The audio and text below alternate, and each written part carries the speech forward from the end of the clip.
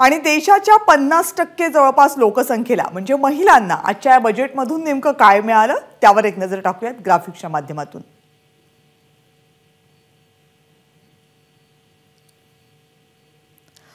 आजच्या बजेटमधून महिलांना मिळालेली सगळ्यात महत्त्वाची गोष्ट म्हणजे पीएम आवास योजनेमधल्या 70% घरं ही महिलांना दिली जाणार आहेत।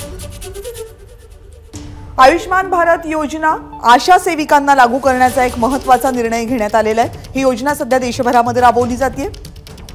याशिवाय 9 कोटी महिलांचा 83 लाख बचत गटांमध्ये सहभाग असल्याचं सुद्धा आजच्या या अर्थसंकल्पीय भाषणामध्ये नमूद करण्यात आले। आतापर्यंत 1 कोटी लक्षाधीश दीदी बनल्यात असं एक महत्त्वाचं वक्तव्य, महत्त्वाचं विधान आणि माहिती आज अर्थमंत्र्यांनी दिली आणि याशिवाय याच योजनेसाठीचं पुढचं लक्ष्य सुद्धा निर्धारित करण्यात आले। आणखी 2 कोटी लक्षाधीश दीदी बनवण्यात येणार असल्याचं आज अर्थसंकल्पाच्या भाषणामध्ये अर्थमंत्र्यांनी म्हटलं। याशिवाय महिला सशक्तीकरणावर सरकार भर देत असल्याचं सुद्धा अर्थमंत्र्यांनी आज नमूद केलं।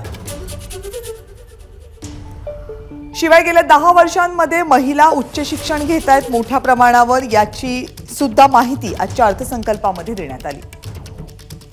गर्भाशय कॅन्सर प्रतिबंधक लसीबाबतचं एक महत्त्वाचं वक्तव्य आज अर्थमंत्र्यांनी आपल्या अर्थसंकल्पीय भाषणामध्ये केलं। याशिवाय गर्भाशय कॅन्सर लसीकरणासाठी 9 ते 14 वर्षांच्या मुलींना प्राधान्य देण्यात येत असल्याचं सुद्धा त्यांनी सांगितलं।